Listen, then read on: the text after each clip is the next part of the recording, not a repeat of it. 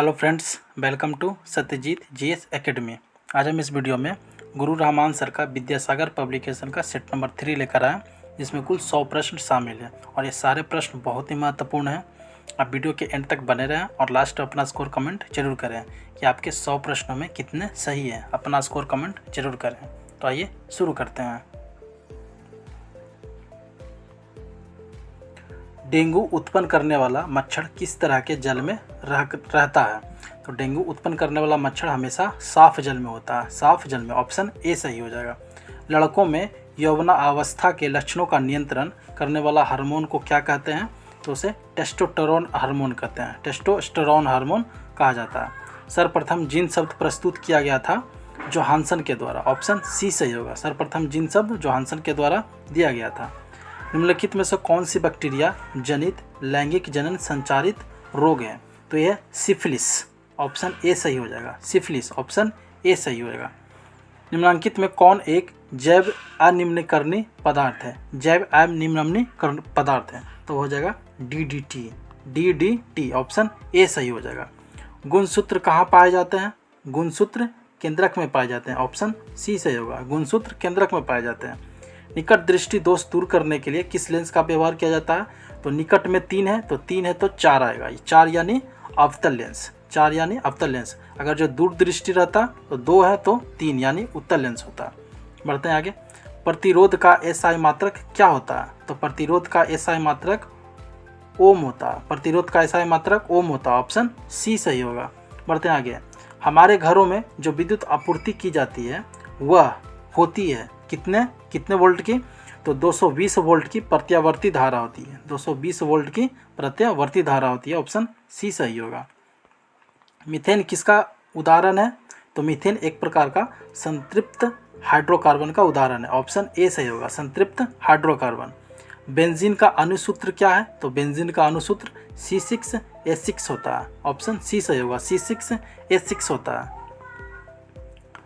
निम्नांकित किसकी थोड़ी मात्रा पीने से मृत्यु हो सकती है? थोड़ा सा भी पी ले, मतलब ये जहर के समान होता है तो वो मेथनॉल होता है। ऑप्शन ए सही हो जाएगा। ऑप्शन ए सही हो जाएगा। सिंचाई के लिए पौधों के ठीक जड़ के समीप जल पहुंचाने की तकनीक को क्या कहते हैं?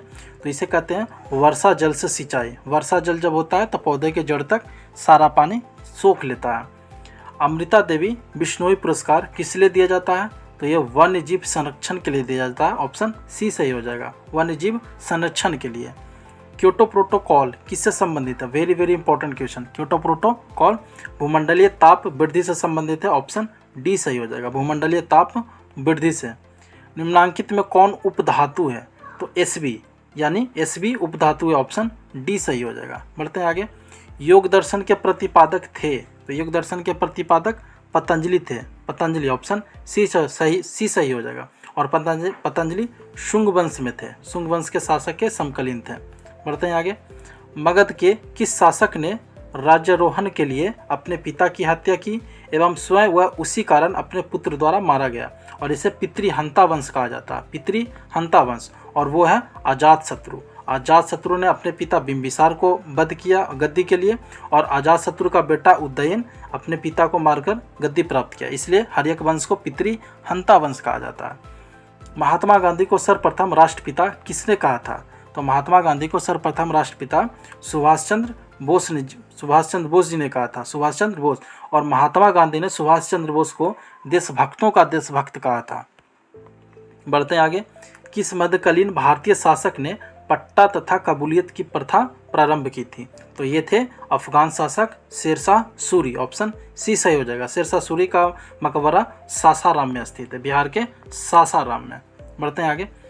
मुगलों एवं मेवाड़ के राणा के मध्य चित्तौड़ की संधि किस शासन के काल में हुआ था? किसके शासन काल में? तो ये हुआ था जहांगीर के शासन काल में, लगभग में 1621-22 ईस्वी में। 1621-22 ईस्वी में। बढ़ते हैं आगे। अकबरनामा किसने लिखा? तो अकबरनामा के लेखक अबुल फजल हैं। अबुल फजल, ऑप्शन डी सही हो जाएगा। अबुल फजल। लॉर्ड माइकाले संबंधित है? तो लॉर्ड माइकाले किससे संबंधित है? तो भारत में अंग्रेजी शिक्षा से। और इसमें भारत का गवर्नर जनरल की बात करें तो वो थे लॉर्ड विलियम बेंटिंग। 14 जून 1947 को कांग्रेस दिल्ली अधिवेशन में भारत के विभाजन का प्रस्ताव स्वीकृत करता है। तो इस अधिवेशन की अध्यक्षता कौन कर रहे थे? ऐसा भी क्वेश्चन आता है कि भारत की आज़ादी के समय कांग्रेस के अध्यक्ष कौन थे? तो वो थे जेबी कृपलानी। ऑप्शन सी सही हो जाएगा, जेबी कृपलानी। जिया तरंग आंदोलन कहाँ प्रारंभ हुआ? तो जिया तरंग आंदोलन मणिपुर में प्रारंभ हुआ था। मणिपुर, ऑप्शन सी सही हो जाएगा, मणिपुर। द इंडियन स्ट्रगल नामक पुस्तक किसने लिखा? तो ये देशभक्तों का देशभक्त जिसे कहा गया सुभाष चंद्र बोस जी का, और ये इनकी आत्मकथा है। The Indian struggle Subhash Chandra Bose ji की आत्मकथा है। अखिल भारतीय कांग्रेस की प्रथम महिला अध्यक्ष कौन बनी थी? प्रथम महिला अध्यक्ष की बात करेगा तो एनी बेसेंट 1917 ईस्वी में कलकत्ता अधिवेशन में। प्रथम भारतीय अध्यक्ष की बात करेगा तो सरोजिनी नायडू, और दूसरे भारतीय की बात करेगा तो नलिनी सेन गुप्ता, और ओवरऑल ये तीसरी महिला बनेंगे। यहाँ भारत में क्रांति होने जा रही है और हमें जल्द से जल्द यहाँ से चले जाना चाहिए। ये कथन किसका था? तो ये कथन लॉर्ड वेबल का था। लॉर्ड वेबल जो कि गवर्नर जनरल रहता है 1944 से लेकर 1947 तक, 1944 से लेकर 1947 तक। बढ़ते हैं आगे।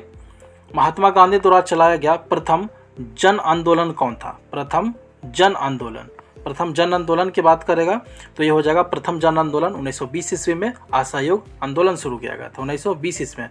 ये कहा जा रहा प्रथम जन आंदोलन, जबकि चंपारण आंदोलन की बात करें तो प्रथम सत्याग्रह था इनका।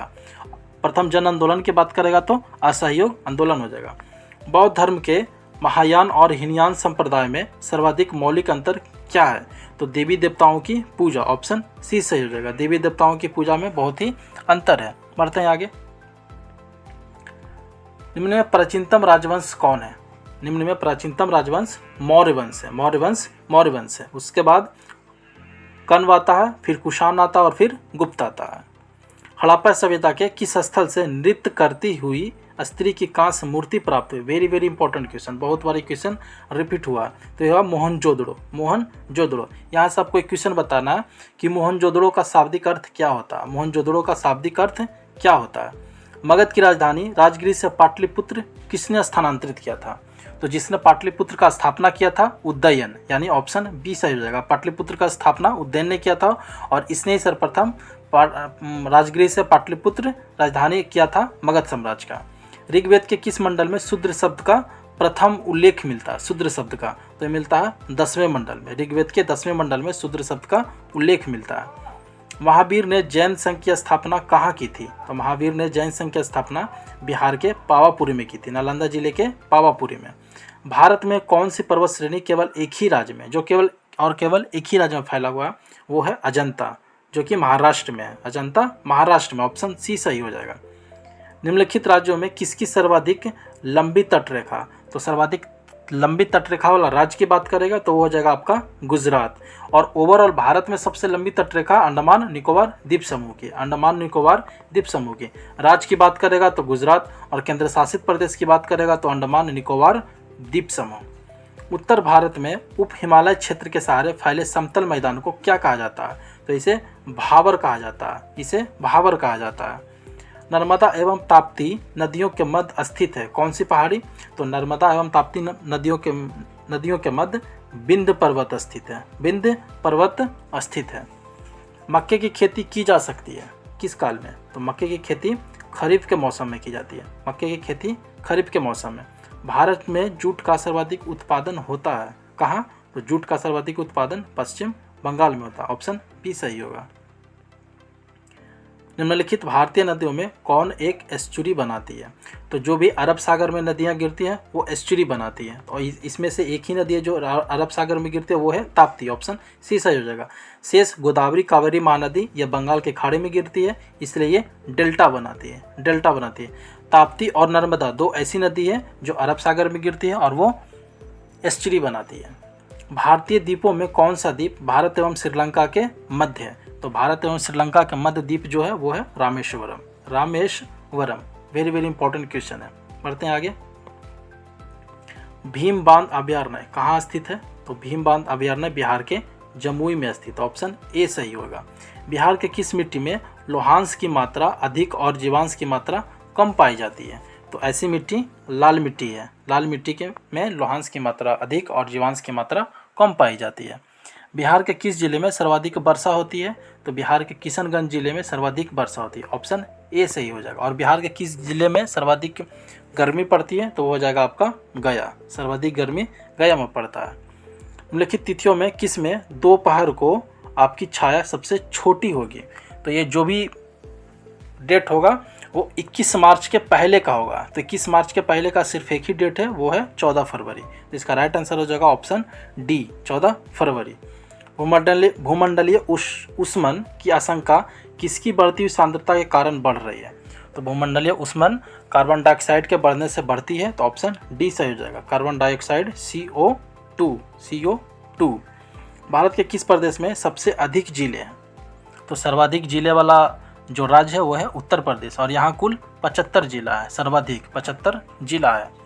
निम्न में कौन अनुषंगी नगर कहलाता है? इंपॉर्टेंट क्वेश्चन होगा। सैटेलाइट सिटी, तो सैटेलाइट सिटी गाजियाबाद को कहा जाता है जो कि यूपी में स्थित है, गाजियाबाद को कहा जाता है जो कि यूपी में स्थित है। निम्नलिखित देशों में कौन सा स्थल अवरुद्ध देश नहीं है? स्थल अवरुद्ध देश नहीं है, तो ये लाइबेरिया, ऑप्शन के हिसाब से लाइबेरिया है जो कि स्थल अवरुद्ध देश नहीं है। शेष तीनों स्थल अवरुद्ध देश है।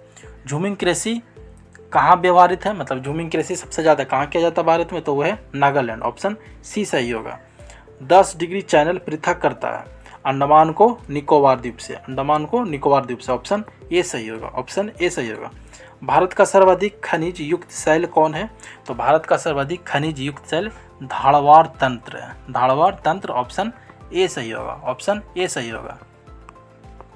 पढ़ते हैं आगे।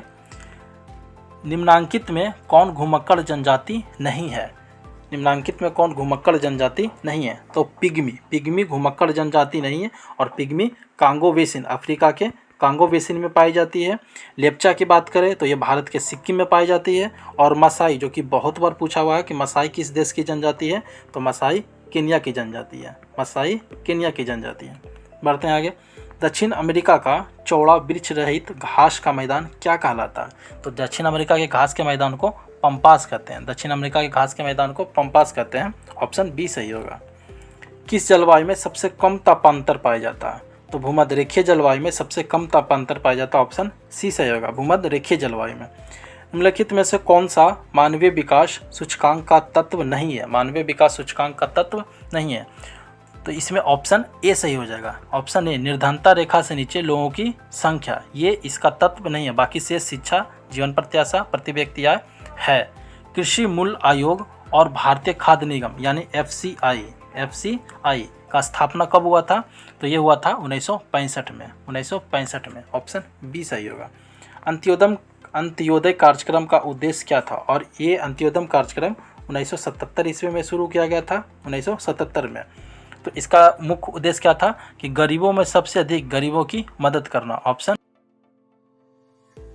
की मदद करना, ऑप्शन डी सही हो जाएगा। और ये जो अंत्योदय कार्यक्रम है सर्वप्रथम राजस्थान में लागू हुआ था, सर्वप्रथम राजस्थान में लागू किया गया था। भारत में जनसंख्या वृद्धि के इतिहास में कौन सा वर्ष महाविभाजन का वर्ष कहलाता है? तो ये 1921 का वर्ष कहलाता है, 1921 का वर्ष महाविभाजन का वर्ष कहलाता है। बाजार के नियम के प्रस्तुतकर्ता कौन थे? तो बाजार का नियम JB से ने दिया, ऑप्शन बी सही हो जाएगा, JB से। निम्नलिखित में कौन सा समूह खरीफ फसलों का सही समूह है? मतलब टोटल का टोटल एग्जाम्पल खरीफ फसल का है। तो चावल खरीफ फसल में आता है, ज्वार खरीफ फसल में आता, बाजरा खरीफ फसल में आता, मक्का खरीफ फसल में आता, कपास भी खरीफ फसल में आता। तो ऑप्शन सी सही हो जाएगा आपका, ऑप्शन सी। अंतर्राष्ट्रीय उड़ान भरने वाली भारत की निजी क्षेत्र की पहली विमान सेवा कौन है? तो भारत की पहली निजी क्षेत्र की विमान सेवा जेट एयरवेज है, ऑप्शन ए सही हो जाएगा, जेट एयरवेज, ऑप्शन ए सही हो जाएगा। बढ़ते हैं आगे। 2011 की जनगणना के रिपोर्ट के अनुसार किस राज्य में साक्षरता दर सबसे कम है? तो साक्षरता दर सबसे कम की बात करेगा तो बिहार हो जाएगा, और सर्वाधिक की बात करेगा तो केरल हो जाएगा, सर्वाधिक की बात करेगा तो केरल हो जाएगा। बढ़ते हैं आगे।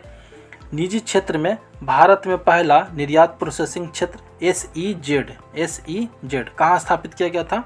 तो ये सूरत में स्थापित किया गया था, ऑप्शन डी सही हो जाएगा, ऑप्शन डी। भारत में सीमांत किसानों में निम्नलिखित में से कितनी धारता वाले किसानों को सम्मिलित किया जाता है? तो जिनके पास कम से कम 1 हेक्टेयर की ज़मीन होगी उन्हें शामिल किया जाता है, ऑप्शन ए सही हो जाएगा, ऑप्शन ए।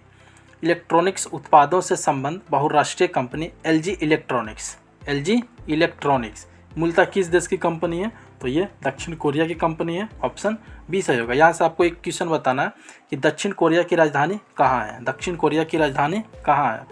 भारत में सहकारी आंदोलन का प्रादुर्भाव कब हुआ था? भारत में सहकारी आंदोलन का प्रादुर्भाव मतलब शुरुआत कब हुआ था? तो ये हुआ था 1904 ईस्वी में। 1904 ईस्वी में।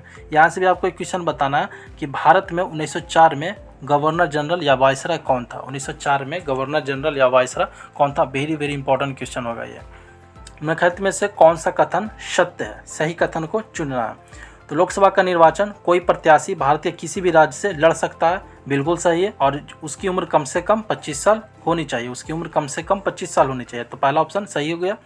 राज्यसभा का कोई भी प्रत्याशी समानता वहीं का होना चाहिए जहां से वो प्रत्याशी बन रहा है। तो ये भी ऑप्शन सही है। और राज्यसभा का सदस्य बनने के लिए कम से कम 30 साल का उम्र आवश्यक है।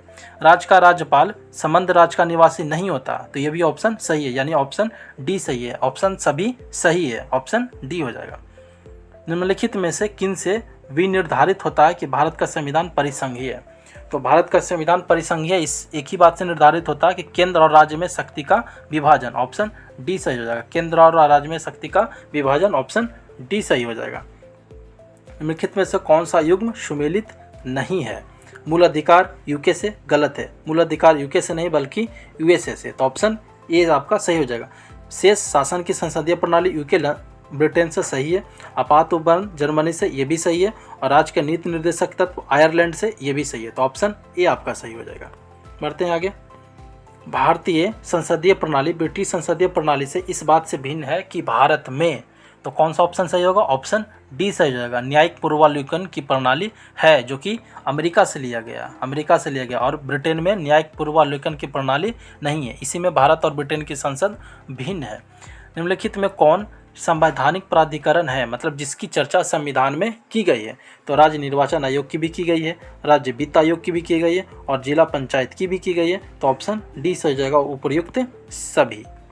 भारत में राजनीतिक दलों को मान्यता कौन देता है? तो भारत में राजनीतिक दलों को मान्यता देने का काम निर्वाचन आयोग द्वारा किया जाता है, जिसका गठन आर्टिकल नंबर 324 के तहत किया जाता है। Article number 324। बढ़ते आगे। भारतीय संविधान का सबसे बड़ा एकाकी स्रोत क्या है? भारतीय संविधान को सबसे ज़्यादा कहाँ से लिया गया है? तो government act of India act 1935 के द्वारा। सर्वाधिक अनुच्छेद इसी से लिया गया है, 1935 के द्वारा। बढ़ते हैं आगे। संविधान के किस अनुच्छेद में संशोधन की प्रक्रिया का उल्लेख है? तो ये आर्टिकल नंबर 368 में। Article number 368। और भाग की बात करें तो भाग 20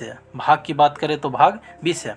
यहाँ से आपको एक क्वेश्चन बताना है कि जो संविधान संशोधन की प्रक्रिया है वो किस देश से ली गई है? संविधान संशोधन की प्रक्रिया किस देश से ली गई? टोटल अभी तक 3 क्वेश्चन पूछा गया, जिसका जवाब आपको कमेंट में देना है। प्रत्येक राज्य की विधानसभा में अधिक से अधिक कितने सदस्य हो सकते हैं? तो प्रत्येक राज्य की विधानसभा में अधिक से अधिक 500 सदस्य हो सकते हैं और न्यूनतम कम से कम और 60 से कम नहीं हो सकता। कम से कम 500 और 60 से कम नहीं हो सकता। इसका अपवाद कुछ राज्य जैसे सिक्किम में 32 है, तो कुछ राज्य को छोड़ दें तो कम से कम 60 होना चाहिए और अधिक से अधिक 500 होना चाहिए। ऑप्शन सी सही हो जाएगा। निम्नलिखित में कौन सा कथन असत्य है? प्रथम मुख्य चुनाव आयुक्त सुकुमार सेन थे, बिल्कुल सही है। संस्कृत संविधान की 8वीं अनुसूची में नहीं है, गलत है। संस्कृत संविधान की 8वीं अनुसूची में है। 8वीं अनुसूची में टोटल 22 भाषा है, जिसमें संस्कृत भी शामिल है। 1952 में राष्ट्रीय दलों की संख्या 14 थी, ये भी सही है। तो इसका ऑप्शन क्या सही हो जाएगा? ऑप्शन 20। संस्कृत संविधान की 8वीं अनुसूची में शामिल नहीं है। संविधान बनने में समय लगा था, कितना समय लगा था? तो 2 वर्ष 11 महीना 18 दिन। संविधान सभा बनने में 2 वर्ष 11 महीना और 18 दिन लगा था। धन विधेयक के बारे में क्या असत्य है? असत्य कथन को चुनना है। यह केवल लोकसभा में प्रस्तुत किया जाता है, बिल्कुल सही है। धन विधेयक केवल और केवल लोकसभा में प्रस्तुत किया जाता है। इसके द्वारा कोई कर लगाया या हटाया जा सकता है, ये भी सही है। धन विधेयक के द्वारा कोई कर लगाया या हटाया जा सकता है। इसे राज्यसभा 14 दिनों की संस्तुति के सहित लोकसभा को लौटा सकती है। 14 दिन में अगर जो राज्यसभा धन विधेयक को पारित नहीं करती है तो इसे स्वतः पारित मान लिया जाता है। तो ये भी ऑप्शन आपका सही हो गया। इनमें से कोई नहीं, तो इनमें ऑप्शन आपका डी सही हो जाएगा, ऑप्शन डी। राजेंद्र प्रसाद संविधान सभा के अध्यक्ष कब बनाए गए थे? तो वेरी वेरी इंपॉर्टेंट क्वेश्चन। पहला अधिवेशन हुआ था 9 दिसंबर 1946 को और इस समय संविधान सभा के अध्यक्ष सच्चिदानंद सिन्हा को बनाया गया था, जबकि इसके ठीक 2 दिन बाद 11 दिसंबर 1946 को संविधान सभा के परमानेंट अध्यक्ष यानी अस्थायी अध्यक्ष डॉक्टर राजेंद्र प्रसाद को बना दिया जाता है। तो इसका राइट आंसर हो जाएगा ऑप्शन सी, 11 दिसंबर 1946 ईस्वी को। निम्नलिखित में से कौन सा तथ्य असत्य है? संविधान में प्रथम संशोधन 1951 में हुआ था, बिल्कुल सही है। भारत का राष्ट्रपति प्रथम नागरिक होता है, ये भी सही है। राष्ट्रपति का निर्वाचक अप्रत्यक्ष रूप से एक निर्वाचक मंडल द्वारा होता है, ये भी सही है। तो इसमें कोई भी कथन असत्य नहीं है, ऑप्शन डी सही हो जाएगा। अस्थियों का अध्ययन विज्ञान की किस शाखा के अंतर्गत किया जाता है? तो अस्थियों का अध्ययन ऑस्टियोलॉजी के अंतर्गत किया जाता है, ऑप्शन ए सही होगा। बढ़ते आगे। एस जयशंकर ने विदेश मंत्री का पदभार कब संभाला था? एस जयशंकर, तो ये 30 मई 2019 को भारत के विदेश मंत्री बने थे मोदी के दूसरे कार्यकाल के दौरान, 30 मई 2019 को। और एस जयशंकर गुजरात से राज्यसभा के सदस्य हैं, गुजरात से राज्यसभा के सदस्य हैं। बढ़ते हैं आगे। 2019 का भारत रत्न सम्मान किसे दिया गया था? तो 2019 में भारत रत्न प्रणब मुखर्जी जी को दिया गया था, ऑप्शन सी सही होगा। राजीव गांधी खेल रत्न पुरस्कार 2019 से किसे सम्मानित किया गया? तो 2019 में बजरंग पुनिया और दीपक मलिक दोनों को दिया गया था, ऑप्शन सी सही हो जाएगा, ए और बी दोनों। बढ़ते हैं आगे। किस राज्य में कछुए की एक नई प्रजाति पाई गई? तो हाल ही में अरुणाचल प्रदेश में कछुए की एक नई प्रजाति पाई गई है, ऑप्शन ए सही हो जाएगा। रॉक गार्डन कहाँ स्थित है? तो रॉक गार्डन चंडीगढ़ में स्थित है, ऑप्शन पी सही होगा। भारत का पहला लोकपाल अध्यक्ष नियुक्त किया गया। भारत के पहले लोकपाल अध्यक्ष कौन बने हैं? तो वो बने पिनाकी चंद्र घोष, ऑप्शन सी सही होगा, पिनाकी चंद्र घोष। बढ़ते हैं आगे। भारत का पहला सौर ऊर्जा से संचालित ग्राम कौन है? तो भारत का पहला सौर ऊर्जा से संचालित ग्राम अमासेबेलू है, अमासेबेलू, ऑप्शन ए सही हो जाएगा। प्रथम विश्व युद्ध किस वर्ष प्रारंभ हुआ था? तो प्रथम विश्व युद्ध 1914 में शुरू होता है और 1918 में खत्म हो जाता है, ऑप्शन डी सही होगा। कमलेश नागरकोटी किस खेल से संबंधित खिलाड़ी है? तो कमलेश नागरकोटी क्रिकेट के खिलाड़ी हैं, ऑप्शन ए सही हो जाएगा। भारत में प्रथम भूमिगत मेट्रो रेल चलाई गई कहाँ? तो भारत में प्रथम भूमिगत मेट्रो रेल कोलकाता में चलाई गई थी, ऑप्शन डी सही होगा, ऑप्शन डी सही होगा। भारत की पहली महिला विदेश मंत्री कौन थी? तो भारत की पहली महिला विदेश मंत्री सुषमा स्वराज थी, ऑप्शन सी सही होगा, सुषमा स्वराज। किन्हें नाइटहुड की उपाधि दी गई है?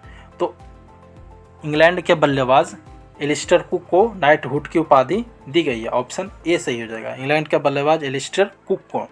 भारत का पहला हाथी पुनर्वास केंद्र किस राज्य में बनेगा? तो भारत का पहला हाथी पुनर्वास केंद्र केरल में बनेगा, ऑप्शन ए सही हो जाएगा, ऑप्शन ए।